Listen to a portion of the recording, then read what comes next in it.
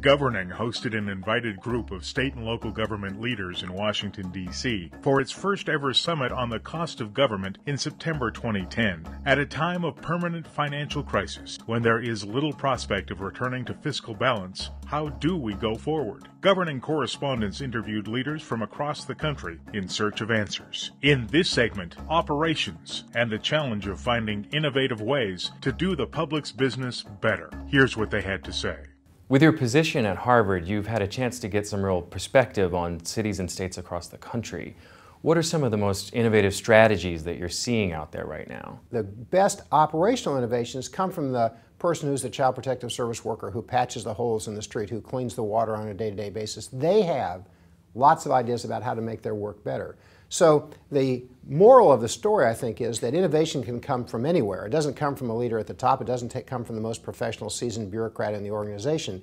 It comes from listening and integrating ideas across government agencies, from citizens to government, and from top to bottom and bottom to top, then putting those together in a collaborative way for true innovative transformation.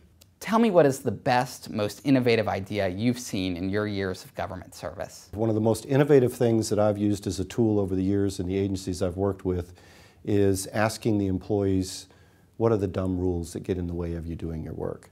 And in every case that we've had a dumb rules contest, which we've done a number of times in various agencies I've worked with, what I found is about a third of the suggestions that the employees make about the things that they think are dumb, about a third of them are dumb. Things like asking you to send us a form to request that we not withhold taxes from your non-taxable disability income check, kind of things. About a third of the rules tend to be a federal or state compliance issue, and if the employees think they're dumb, then it kind of makes you wonder whether or not you're getting full compliance on those issues. But the thing that's been most startling as we've done that technique over the years is about a third of the things that the employee think are dumb rules are not rules at all. The employees only think they're rules. And this comes from really just a history of bad training and just doing everything the way Mary taught you, because Mary must know how to do it. She's been doing it for 30 years. So dumb rules contest is one of the things that I've used that I think has been particularly innovative. It's worked. In every case I've used it, I've been able to get rid of 2/3 of the rules the employees thought were dumb without changing anything. As you look out across the country at other cities and states, what are some of the most innovative strategies that you're seeing? There is a strong need to reconnect citizens with their government. And in order to do that, to restore citizen confidence in government, I've seen cities and states and counties start to think about accountable government structures. So they put in place things like an accountable government executive order or an accountable government act. Larissa, give me an example of a time when Washington State used technology to really innovate. I think technology can be a tremendously powerful tool, especially if you marry it with customer-driven change. So we didn't really think of this. This was just people wanting to get their education in ways that were more convenient for them. And there was this boom in online courses. And without really intentionally understanding what we were embarking on, by responding to that demand for people to access their education on their time, we ended up not only blossoming in our online course offerings, but eventually moving to giving people entire college education online.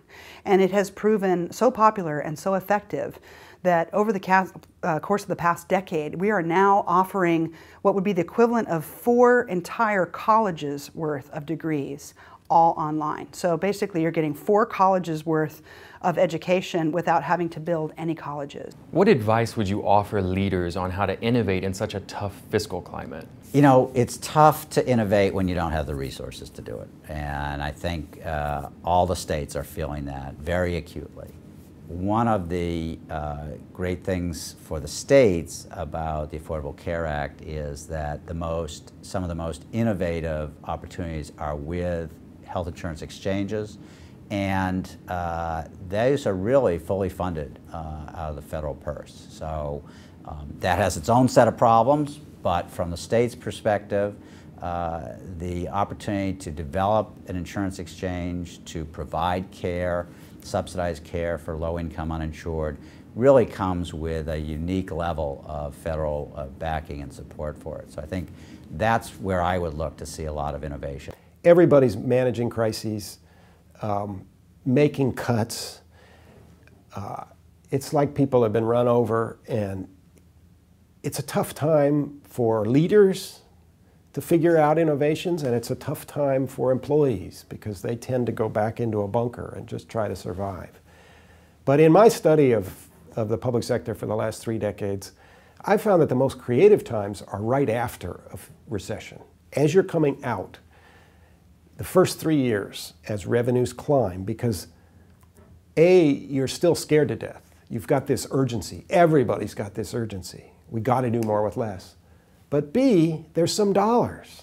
You're not cutting everything anymore, and you might even be able to put together some money to invest in change. So I expect the next 3 years to be extraordinarily creative in state and local government. Insights. They're a governing thing. In the magazine and at governing.com. Made possible through the support of NIC, the e-government people.